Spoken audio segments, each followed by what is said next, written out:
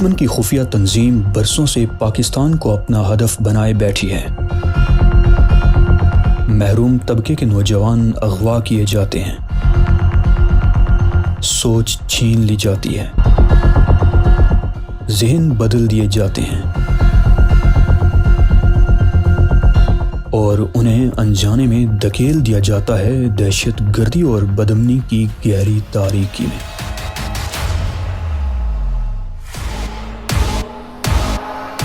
مگر ہر اندھیرے میں ایک روشنی جنم لیتی ہے۔ یہ کہانی ہے ایک دلیر نوجوان کی جس نے قید توڑی، سچ پہچانا اور فرار کے بعد دشمن تنظیم کی اینٹ سے اینٹ بجا دی۔ یہ صرف کہانی نہیں، یہ سنسنی خیزی کی ارتقائی منازل طے کرتی ایک ایسی داستان ہے جو سننے والوں کو اپنی گرفت میں جکڑ لیتی ہے۔ آگے بڑھنے سے قبل آپ سے گزارش ہے کہ چینل کو سبسکرائب کرتے ہوئے ویڈیو کو لائک کیجیے۔ اس دوران میرا بھی سنبھل چکا تھا۔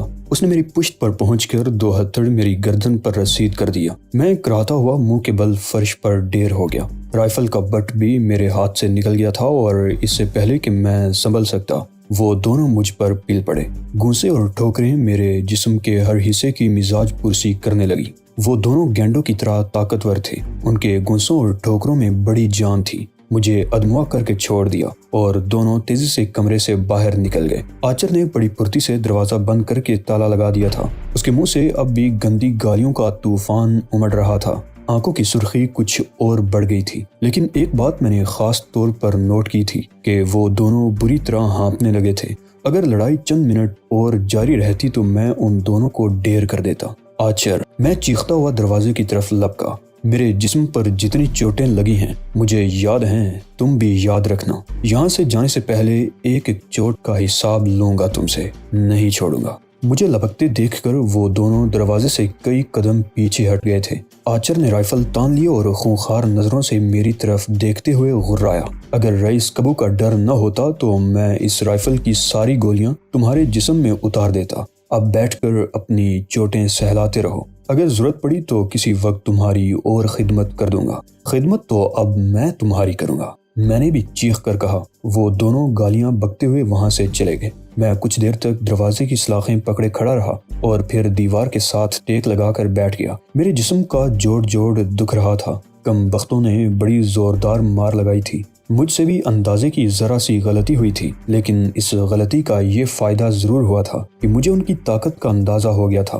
اب اگر مجھے موقع ملا تو انہیں اس طرح ہاتھ پیر چلانے نہیں دوں گا۔ میں دیر تک اپنی چوٹیں سہلاتا رہا۔ پیٹ میں ایک بار پھر اینٹھن سی محسوس ہونے لگی۔ میں نے ادھر ادھر دیکھا، روٹی والی چنگیر فرش پر پڑی تھی۔ میں نے آگے بڑھ کر روٹی اٹھا لی اور اس پر لگی ہوئی گرد جھاڑنے کے بعد ایک نوالا توڑ کر منہ میں ڈالا۔ ہلکی سی کرکراہٹ اٹھی، لیکن نمک والی یہ روٹی بہت مزہ دے رہی تھی۔ جب پیٹ خالی ہو تو ہر چیز مزہ دیتی ہے۔ روٹی کھا کر میں نے گلاس بھر پانی پیا اور دیوار سے ٹیک لگا کر بیٹھ گیا۔ روشن دان سے آنے والی دھوپ غائب ہو چکی تھی، جس سے کمرے میں اندھیرا سا ہو گیا تھا۔ میں دیوار سے ٹیک لگائے بیٹھا رہا اور سوچتا رہا کہ یہ لوگ کون تھے اور مجھے یہاں کیوں لائے تھے۔ آچر نے کسی رئیس کبو خان کا نام لیا تھا اور غالباً اس کے کہنے پر مجھے یہاں لایا گیا تھا۔ مگر یہ رئیس کبو کون تھا؟ مجھ سے اس کی کیا دشمنی تھی جو مجھے یہاں ویرانے میں اس قید خانے میں لا کر ڈال دیا گیا تھا؟ دوپہر کے وقت پیٹ میں مروڑ سا اٹھنے لگا۔ میں دروازے کی سلاخوں کو جھنجھوڑتے ہوئے آچر اور میرا کو آوازیں دینے لگا۔ تقریباً 5 منٹ بعد میرا دروازے کے سامنے نمودار ہوا۔ اس کے ہاتھ میں ریوالور تھا۔ کیوں چیخ رہے ہو؟ ماں مر گئی ہے کیا؟ وہ میری طرف دیکھتے ہوئے غرایا۔ ماں تو بہت عرصہ پہلے مر گئی تھی، اس وقت تو میرے پیٹ میں مروڑ اٹھ رہا ہے۔ مجھے تھوڑی دیر کے لیے یہاں سے باہر نکالو۔ میں نے کہا، پاگل ہو گیا ہے کیا یا ہمارا دماغ خراب ہو گیا ہے جو تمہیں باہر نکالیں؟ میرا نے گورتے ہوئے کہا، وہ کھرا ہے نا؟ اس نے کمرے کے کونے کی طرف اشارہ کیا۔ جو کچھ کرنا ہے وہیں پر کرو، سمجھے؟ وہ مزید کچھ سنے بغیر واپس چلا گیا۔ میں دروازے کے قریب کھڑا رہا، پھر مڑ کر کھرے کی طرف دیکھا اور آخرکار مجھے وہ کھرا ہی استعمال کرنا پڑا تھا۔ بعد میں ڈھیر سا پانی بہا دینے کے باوجود بو سے میرا دماغ پھٹا جا رہا تھا۔ اس روز دوپہر اور رات کو بھی مجھے کھانے کو کچھ نہیں دیا گیا تھا۔ وہ رات بھی میرے لیے خاصی اذیت ناک ثابت ہوئی تھی۔ جسم کے مختلف حصوں میں درد کی لہریں اٹھتی رہیں اور میں رات بھر بے چین رہا۔ صبح آنکھ کھلی تو کمرے میں روشن دان سے آنے والی دھوپ چمک رہی تھی۔ دروازے کے قریب ہی ایک چنگیر رکھی ہوئی تھی جس میں قہوے کا مگا اور ایک روٹی تھی۔ میرا خیال ہے وہ لوگ دروازہ کھولے بغیر میرا یہ کھانا یا ناشتہ یہاں رکھ گئے تھے۔ دوسری چنگیر اور مگا بھی کمرے ہی میں پڑے ہوئے تھے۔ میں دل ہی دل میں مسکرا کر رہ گیا۔ میں اگرچہ بے خبر سو رہا تھا لیکن وہ کمرے میں داخل ہونے کی ہمت نہیں کر سکے تھے۔ میں نے اٹھ کر منہ ہاتھ دھویا اور چنگیر اٹھا کر اپنی جگہ آ گیا۔ قہوہ بالکل ٹھنڈا ہو چکا تھا۔ ناشتہ کرنے کے بعد میں نے دونوں چنگیریں اور دونوں مگے دروازے کی سلاخوں سے نکال کر باہر رکھ دیے اور خود بھی دروازے کے قریب ہی بیٹھ گیا۔ کبھی ان دونوں میں سے کسی کی آواز سنائی دے جاتی لیکن اس طرف کوئی نہیں آیا تھا۔ چنگیریں اور مگے بھی سارا دن وہیں پڑے رہے۔ شام سے ذرا پہلے مجھے کھانے کے لیے صرف ایک روٹی دی گئی۔ موٹی موٹی یہ روٹیاں غالباً آچر ہی پکاتا تھا۔ سالن وغیرہ کا شاید یہاں کوئی تصور نہیں تھا۔ مجھے اس کوٹری میں قید ہوئے 3 دن ہو چکے تھے اور ان 3 دنوں کے دوران ان دونوں میں سے کوئی بھی کمرے میں داخل نہیں ہوا تھا۔ ایک تجربہ ہو جانے کے بعد وہ لوگ کسی قسم کا رسک لینے کو تیار نہیں تھے اور ان 3 دنوں میں میری اپنی حالت بہت ابتر ہو چکی تھی۔ مجھے اپنے آپ سے گن آنے لگی تھی۔ وہ چوتھے دن کی شام تھی۔ کھانے میں مجھے حسب معمول وہی ایک نمکین روٹی دی گئی تھی۔ میں اس وقت کمرے کی تاریکی میں دیوار کے ساتھ ٹیک لگائے بیٹھا مچھروں کو مارنے کی کوشش میں اپنے آپ کو تمانچے مار رہا تھا کہ کمپاؤنڈ میں کسی گاڑی کے رکنے کی آواز سن کر چونک گیا۔ گاڑی کا انجن ایک مرتبہ گھرا کر بند ہو گیا تھا۔ 2-3 آدمیوں کے زور زور سے بولنے کی آواز سنائی دیتی رہی۔ وہ لوگ سندھی زبان میں باتیں کر رہے تھے۔ کوئی لفظ میری سمجھ میں نہیں آ رہا تھا۔ میرا خیال تھا کہ یہ ان کا تیسرا ساتھی تھا جو اس روز مجھے یہاں چھوڑ کر واپس چلا گیا تھا۔ آدھے گھنٹے بعد راہداری میں روشنی دکھائی دی جو لمحہ بلمحہ واضح ہوتی گئی۔ قدموں کی آواز سے میں اندازہ لگا سکتا تھا کہ وہ 2 سے زیادہ آدمی تھے۔ صرف 1 منٹ بعد وہ دروازے کے سامنے پہنچ گئے۔ میرا اندازہ درست نکلا، وہ 3 تھے: آچر، میراں اور تیسرا نیا چہرہ۔ میراں کے ایک ہاتھ میں ریوالور اور دوسرے میں لالٹین تھی۔ آچر کی رائفل اس کے کندھے پر لٹک رہی تھی۔ اس کے ایک ہاتھ میں کی رنگ تھا، تیسرے کے ہاتھ میں کلاشنکوف تھی۔ میرا خیال تھا کہ وہ لوگ مجھے اس کوٹری سے باہر نکالیں گے۔ میراں نے چابی والا ہاتھ آگے بڑھایا ہی تھا لیکن تیسرے آدمی نے اسے روک دیا۔ وہ گہری نظروں سے مجھے دیکھ رہا تھا۔ اس کا حلیہ بھی انہی جیسا تھا اور آنکھوں میں بھی سرخی تھی۔ وہ دروازے کے سامنے کھڑے اپنی زبان میں باتیں کرتے رہے۔ میں ان کی گفتگو کا مطلب تو نہیں سمجھ سکا لیکن باتوں سے تیسرے آدمی کا نام معلوم ہو گیا۔ وہ مقدم تھا۔ کچھ دیر بعد وہ لوگ واپس چلے گئے۔ میرے سر میں اس وقت بڑی شدت کا درد ہو رہا تھا۔ میں نے دونوں بازو گھٹنوں پر رکھے اور ان پر سر ٹکا کر اونگنے لگا۔ مجھے نہیں معلوم کب دروازہ کھلا اور کب وہ لوگ اندر آئے مگر میرے پہلو میں لگنے والی وہ ٹھوکر بڑی زوردار تھی۔ میں بلبلاتا ہوا الٹ گیا۔ سنبھلنے سے پہلے ہی ایک اور ٹھوکر پڑی۔ اس کے ساتھ ہی آچر کی غرائی ہوئی آواز سنائی دی: چلو اٹھو، مگر خیال رکھنا اب کوئی بہادری دکھانے کی کوشش کی تو اس رائفل کی ساری گولیاں تمہارے جسم میں اتار دوں گا۔ اس کی رائفل کا رخ میری طرف تھا۔ مجھے ٹھوکر بھی اسی نے ماری تھی۔ آچر، میں نے اٹھتے ہوئے دانت کچکچائے، تم اپنے لیے مشکلیں پیدا کر رہے ہو۔ مجھے کسی نہ کسی وقت موقع ضرور ملے گا اور پھر میں ایک ایک چوٹ کا بدلہ لوں گا۔ دماغ تو دیکھو حرامی کا۔ آچر نے ایک اور ٹھوکر ماری۔ مار کھا رہا ہے اور دھمکیاں بھی دیتا ہے۔ موقع ملتے ہی میں ان دھمکیوں پر عمل بھی کروں گا، میں نے جواب دیا۔ مقدم اور میرا نے بھی مجھے اپنے ہتھیاروں کی زد میں لے رکھا تھا۔ لالٹین دروازے کے باہر پڑی ہوئی تھی۔ وہ تینوں مجھے رائفلوں کی زد پر کمرے سے باہر لے آئے۔ میرا نے لالٹین اٹھا لی۔ آچر مجھے بار بار ٹھوکریں مار رہا تھا۔ شاید کوئی نفسیاتی گرہ تھی، اسے نہتے اور بے بس لوگوں پر ہاتھ اٹھانے کا شوق تھا اور میں دعوے سے کہہ سکتا تھا اگر وہ میرے ہاتھ لگ گیا تو 2-4 ہاتھ کھانے کے بعد ہی قدموں پر گر کر زندگی کی بھیک مانگنے لگے گا۔ وہ لوگ مجھے کمپاؤنڈ میں لے آئے۔ دوسرے کمرے کے سامنے سے گزرتے ہوئے میں نے دیکھا تھا کہ دروازہ بند تھا اور تالا لگا ہوا تھا۔ کمپاؤنڈ میں بغیر ہڈ والی ایک جیپ کھڑی تھی۔ اس کے پچھلے حصے میں آمنے سامنے 2 لمبی لمبی سیٹیں تھیں۔ ان سیٹوں اور ڈرائیونگ سیٹ کے درمیان اوپر ایک پائپ لگا ہوا تھا جس میں سرچ لائٹ کی طرح کی 2 لائٹیں نصب تھی۔ اس پائپ سے 2 پائپ پیچھے کی طرف ترچھے لگے ہوئے تھے۔ مجھے پیچھے والی سیٹ پر بٹھا دیا گیا۔ میرے دائیں ہاتھ میں ہتھ کڑی لگا دی گئی۔ ہتھ کڑی کا دوسرا حصہ پائپ سے لگا دیا گیا تھا۔ ہتھ کڑی کی چابی آچر نے اپنی جیب میں ڈال دی۔ میرا میرے سامنے والی سیٹ پر ذرا ہٹ کر بیٹھ گیا۔ اس نے لالٹین بجھا کر قریب ہی ایک شکستہ دیوار پر رکھ دی تھی۔ مقدم نے ڈرائیونگ سیٹ سنبھال لی تھی اور آچر پیسنجر سیٹ پر بیٹھ گیا۔ انجن سٹارٹ ہوا اور جیپ عمارت کے کمپاؤنڈ سے نکل کر ویرانے میں دوڑنے لگی۔ جیپ کے ہیڈ لیمپس کی روشنی میں سامنے تحد نگاہ ریت ہی ریت نظر آ رہی تھی۔ یہ ریت سخت تھی اور کہیں کہیں جاڑیاں بھی دکھائی دے رہی تھی۔ میرا ریوالور سنبھالے بہت محتاط انداز میں بیٹھا ہوا تھا۔ ہتھ کڑی لگنے کے بعد میں اگرچہ بے بس ہو چکا تھا، لیکن اس کے باوجود وہ میری طرف سے کسی قسم کا خطرہ محسوس کر رہا تھا۔ ہمارا سفر تقریباً 1.5 گھنٹے تک جاری رہا۔ اس دوران صرف 2 مرتبہ بہت دور کچھ روشنیاں ٹمٹماتی ہوئی دکھائی دی تھی۔ وہ یقیناً کوئی چھوٹی بستیاں تھیں، مگر ہماری جیپ ان سے دور ہی سے نکل گئی۔ چھوٹی جھاڑیوں کی جگہ اب راستے کی دونوں طرف کیکر کے جھاڑ نظر آ رہے تھے، جو بتدریج گنجان ہوتے چلے گئے۔ یہ کیکر کا جنگل تھا۔ راستہ درختوں میں بل کھاتا ہوا جا رہا تھا۔ جیپ کی رفتار بھی کم ہو گئی تھی۔ آخرکار کیکر کا یہ جنگل ختم ہو گیا۔ اس سے آگے زرعی علاقہ تھا۔ سڑک کے دونوں طرف کھیت تھے، مگر یہ اندازہ لگانا دشوار تھا کہ ان کھیتوں میں فصلیں کون سی تھیں۔ البتہ یہ بات ضرور تھی کہ ان کھیتوں کی وجہ سے فضا میں کچھ خنکی سی آ گئی تھی، جو بڑی بلی لگ رہی تھی۔ انہی کھیتوں میں کافی دور ایک مدھم سی روشنی ٹمٹماتی ہوئی دکھائی دے رہی تھی، اور ہماری جیپ کا رخ اسی طرف تھا۔ تقریباً 10 منٹ بعد جیپ ایک کچے مکان کے سامنے رک گئی۔ یہاں پہلے سے سرمئی رنگ کی ایک شاندار پیجیرو کھڑی تھی۔ اس مکان کے اطراف میں درختوں کی بہتات تھی۔ جیپ رکی تو کسی طرف سے بھینس کی ڈکرانے کی آواز سنائی دی۔ مقدم نے ابھی انجن بند نہیں کیا تھا کہ 2 آدمی دائیں بائیں درختوں سے نکل کر سامنے آ گئے۔ ان دونوں کے ہاتھوں میں کلاشن کوف رائفلیں تھیں۔ ان کے حلیے بھی آچر اور میرا سے مختلف نہیں تھے۔ مقدم نے انجن بند کر کے ہیڈ لیمپ بھی بجھا دیے اور تینوں نیچے اتر گئے۔ رئیس کبو کہاں ہے؟ مقدم نے ان دونوں کی طرف دیکھتے ہوئے پوچھا۔ رئیس اندر بیٹھا ہے، تمہارے استقبال کے لیے یہاں تو نہیں کھڑا ہوگا۔ ان میں سے ایک نے خشک لہجے میں جواب دیا۔ قیدی کا خیال رکھنا۔ مقدم نے میری طرف اشارہ کرتے ہوئے اس آدمی سے کہا، میں رئیس سے بات کر کے آتا ہوں، تم یہیں رک جاؤ، میں پہلے رئیس کو خبر تو کروں۔ اس شخص نے مقدم کو آگے بڑھنے سے روک دیا اور خود مکان کے دروازے میں داخل ہو گیا۔ مکان کے دروازے پر بلب جل رہا تھا۔ اس کی روشنی ہمیں دور سے دکھائی دی تھی۔ میں نے مقدم کی طرف دیکھا۔ اس شخص کے رویے سے اس کے چہرے کے تاثرات بگڑ گئے تھے۔ وہ خجل سا ہو کر آچر اور میرا سے باتیں کرنے لگا۔ ان کی یہ حرکت دیکھ کر نہ جانے کیوں میرے ہونٹوں پر خفیف سی مسکراہٹ آ گئی اور میں ادھر ادھر دیکھنے لگا۔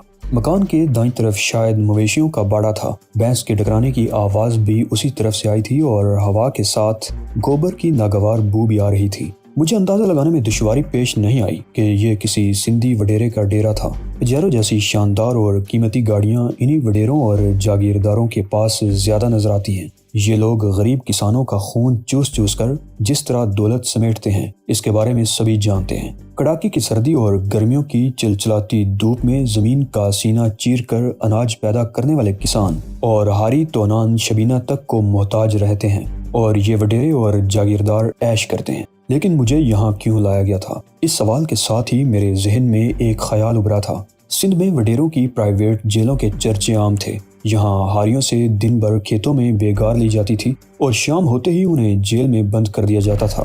غلاموں کی طرح مزدوروں کی خرید و فروخت ہوتی تھی۔ مجھ جیسے ہٹے کٹے اور جوان آدمی مختلف علاقوں سے اغوا کر کے لائے جاتے تھے اور یہاں ان سے غلاموں جیسا سلوک ہی کیا جاتا تھا اور ان کی نجات مرنے کے بعد ہی ہوتی تھی۔ اور میں سوچ رہا تھا کہ کہیں مجھے بھی تو اس لیے یہاں نہیں لایا گیا کہ رئیس کبو سے میرے پیسے کھڑے کر لیے جائیں۔ وہ آدمی تقریباً 5 منٹ بعد باہر آیا۔ اس نے آچر وغیرہ کو اشارہ کیا تو وہ تینوں اندر چلے گئے۔ اس کے تقریباً 10 منٹ بعد آچر مکان سے باہر آیا۔ اس نے دونوں آدمیوں سے کچھ کہا، جنہوں نے مجھے رائفلوں کی زد پر لے لیا، اور آچر نے میری ہتھ کڑی کھول دی۔ مکان کے اس کمرے میں داخل ہوتے ہی میری آنکھیں حیرت سے پھیلتی چلی گئیں۔ میں سوچ بھی نہیں سکتا تھا کہ کھیتوں میں واقع اس کچے مکان کا کمرہ اندر سے اتنا شاندار ہوگا۔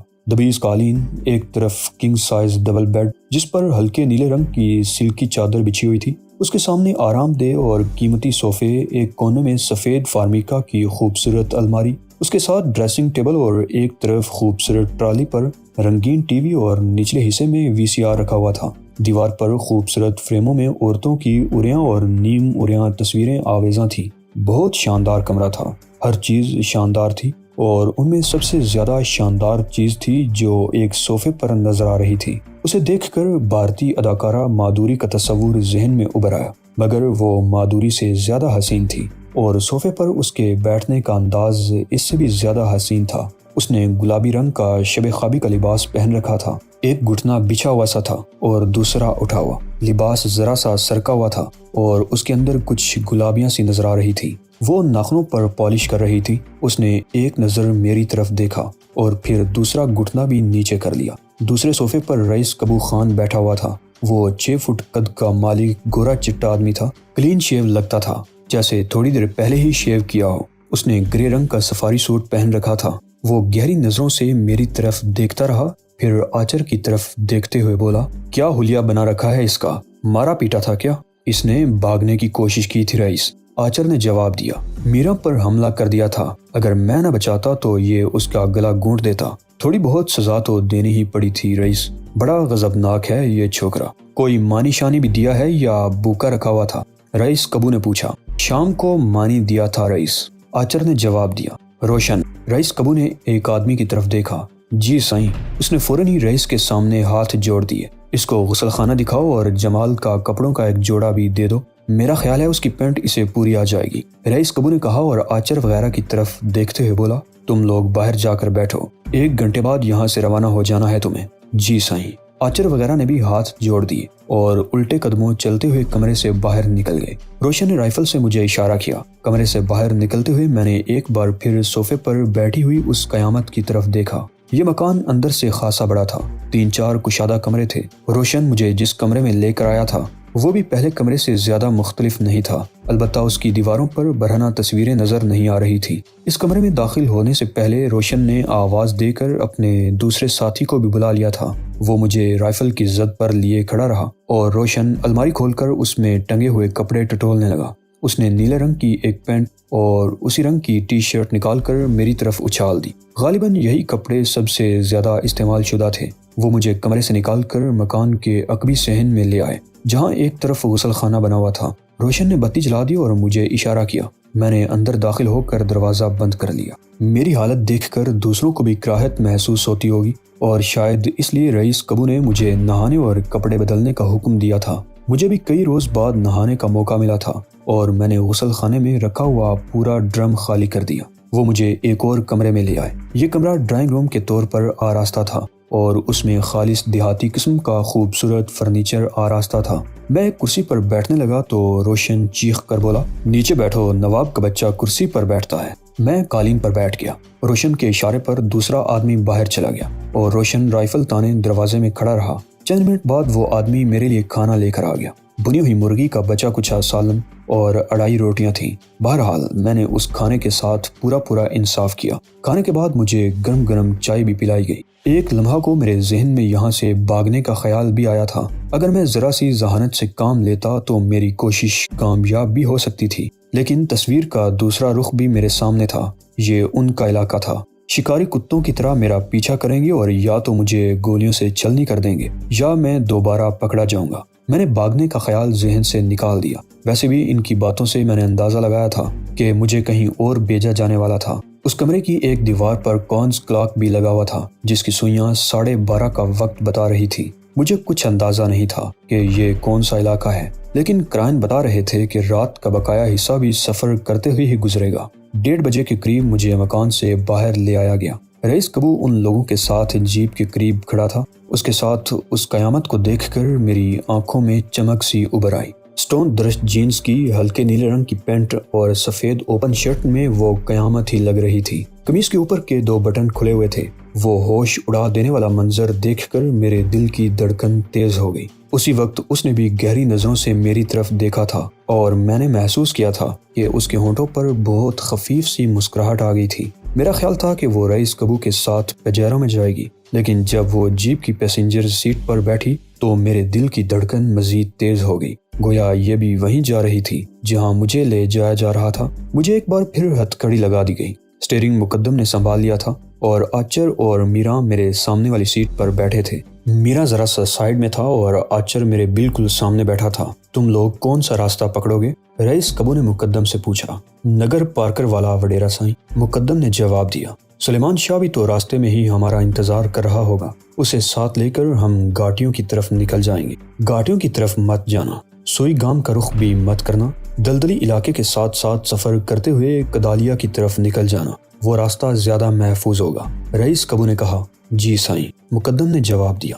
جیپ حرکت میں آ گئی اور رات کی تاریکی اور ویرانے میں ہمارا سفر ایک بار پھر شروع ہو گیا۔ کچے راستوں سے نکل کر ہم پختہ سڑک پر آ گئے۔ یہ سڑک ویراوا سے ہوتی ہوئی نگر پار کی طرف چلی گئی تھی۔ مجھے سمجھنے میں دیر نہیں لگی کہ یہ لوگ مجھے سرحد پار لے جانا چاہتے تھے۔ میں نے ابھی تک ان میں سے کسی سے یہ نہیں پوچھا تھا کہ یہ لوگ مجھے اس طرح اغوا کر کے سرحد پار کیوں لے جا رہے ہیں۔ میں نے اپنے آپ کو وقت کے دائرے پر چھوڑ دیا تھا۔ تقریباً 1.5 گھنٹے بعد سامنے اونگتی ہوئی سی کچھ روشنیاں دکھائی دینے لگی۔ وہ نگر پارکر نام کا چھوٹا سا شہر تھا، لیکن جیپ اس طرف جانے کی بجائے پختہ سڑک سے اتر کر کچے راستے پر اتر گئی اور شہر سے دور ہی سے ہوتی ہوئی دوسری طرف نکل گئی۔ تقریباً 15 منٹ مزید چلنے کے بعد مقدم نے جیپ روک لی، 2 مرتبہ ہیڈ لیمپ سے سگنل دے کر بجھا دیا۔ چند سیکنڈ بعد ہی ایک آدمی جھاڑیوں سے نکل کر جیپ کے قریب آ گیا۔ وہ سلیمان شاہ تھا، جو نہ جانے کب سے یہاں کھڑا ہمارا انتظار کر رہا تھا۔ اس کے بیٹھتے ہی جیپ حرکت میں آ گئی۔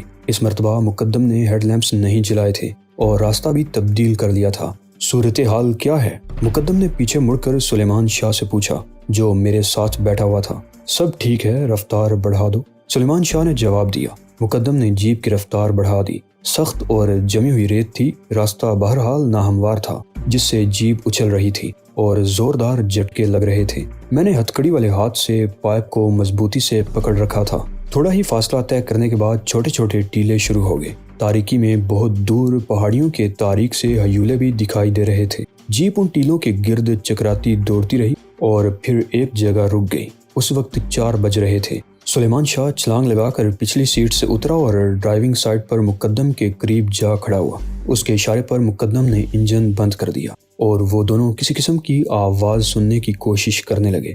10 منٹ گزر گئے۔ ہر طرف ویرانہ اور سناٹا تھا، کہیں سے کوئی معمولی سی آواز بھی سنائی نہیں دے رہی تھی، اور پھر گوں گوں کی آواز سن کر میں بھی چونک گیا۔ وہ کسی گاڑی کے انجن کی آواز تھی اور غالباً جیپ تھی۔ ایسے علاقوں میں 4 وہیل ڈرائیو جیپ ہی چل سکتی تھی۔ آواز لمحہ بلمحہ واضح ہوتی جا رہی تھی اور پھر یوں لگا جیسے وہ گاڑی ہمارے سامنے والے ٹیلے کی طرف سے گزری ہو۔ سلیمان شاہ اس گاڑی کی آواز قریب آنے سے پہلے ہی ٹیلے پر چلا گیا تھا اور پھر گاڑی کی وہ آواز رفتہ رفتہ دور ہوتی چلی گئی۔ سلیمان شاہ دوڑتا ہوا ٹیلے سے اتر آیا۔ نکل جاؤ، وہ ہاتھ ہلاتے ہوئے بولا۔